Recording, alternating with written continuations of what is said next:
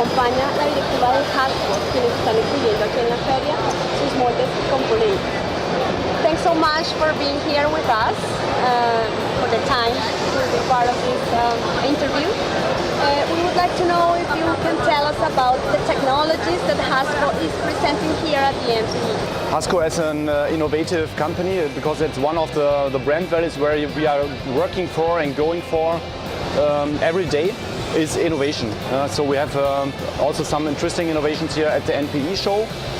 It's starting with a standardized unit for stack molds, for example, to produce bigger production volumes with a reliable solution, easy to install also. And other things, what we widen also further is everything about better performance in the molds of mold components with additional coatings, which we offer, DLC coating, which we offer as a standard solution. So Hasco is the first provider, standard part supplier in the world, offering a wide range of DLC components and to make the molds better performing, longer lasting, longer maintenance cycles. So that is, from my point of view, two highlights we offer. And on top of that, if I might add, we have got a very interesting partner project going on this NPE with the company Aburg, the injection molding machine manufacturer Aburg. It's two molds which run, Hasco molds, which run on the Aburg booth. They are completely designed and built with Hasco components. And one is a metal overmolding part, where a Hasco valve gate hot runner does sequential gating on these parts. And they overmold a metal part, which is ionized, so the plastic and the metal join in a much better way than they would if we don't do that like this.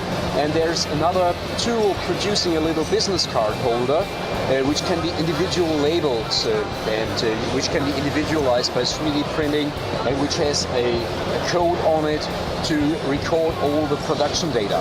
So we're not the ones to do that on the machine side, but we are the ones who supply all the engineering and all the components to the tool maker to build the molds for this Aburg project. And furthermore, innovation is not only about products, it's also about services and digitalization. So today we offer a very powerful customer portal, which, for example, for the designers provide all kind of file formats and raw data also to make the mold design easier for them. So that's something where we invested also much in the digitalization and services. Impressive. Well, now moving to Mexico, Mexican market, and also Latin America, can you tell us about the expectations the company has and how do you foresee the growth in this market?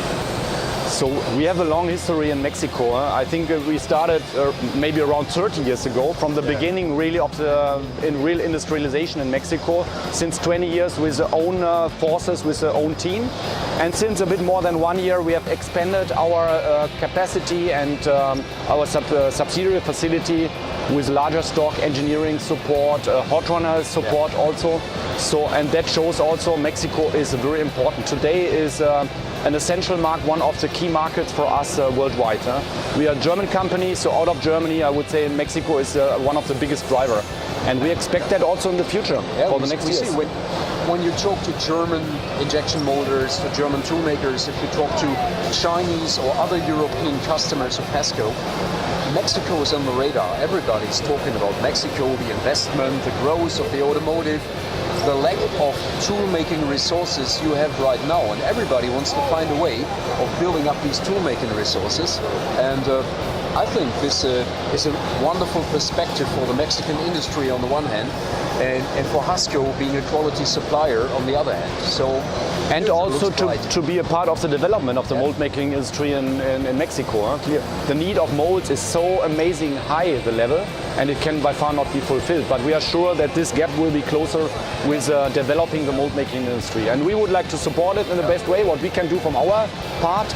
And so we're looking to a bright future in Mexico. This also means not only building the stock and moving to the new facilities, but also building up the team with very competent engineers to be present in the market and to be able to support our customers. Now, can you tell us about Hasco's strategy to reach worldwide, the markets you reach, how the secret sauce there? Yeah, look, Hasco is a global company and has always been a global company. We have around 37 subsidiaries and facilities around the world, and our strategy is to work into important markets with own resources, own people, own facilities, and not to rely on traders or agents. So we want to be there with our own people. And that's so important because we can train and educate our own people so they live up to the expectations of the customers. Moreover, if it's our own structure, our own infrastructure, we can support global customers much better than we could working through different channels. So if we have global agreements, global supply agreements with global customers, it doesn't matter if it's in China, in Mexico, in India, in Germany, wherever, Hasco is there and we can guarantee the same service level all over. We're expanding. We are also expanding in new markets. We are expanding in Southeast Asia right now.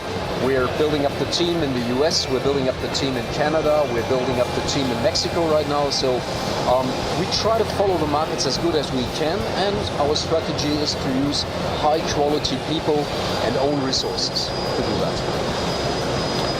And then coming also to Mexico, also there we expanding our capabilities to widen it, to go in a divisional approach, also like we do it in Europe with a hot runner, to specialize in the areas, and on the other side the mold component business, and then with strengthening the hub in Mexico, also to develop our business more south to Latin America. Yeah. So. Yeah, but we are global since decades. In the 70s we started with the globalization very early before people talk about globalization. And it's maybe one more sentence to add. It's so important if you have own people, that's step number one, but they need to cooperate and they need to form a network. And I think we are quite advanced. We have a global BDM network. Christoph is head BDM for Asia and Americas. We have got head BDMs in Europe. We've got BDMs in all the important countries, markets around the world. And we have management methods, how to make everybody communicate and cooperate in a close network. So whenever a customer has a need in market number A and we must support supply chain in market B or whatever, people talk to each other and we are very reactive. They're very reactive. As being an agile company, which is one of our brand values, we want to be agile and we want to be quick and fast in a fast cycling industry.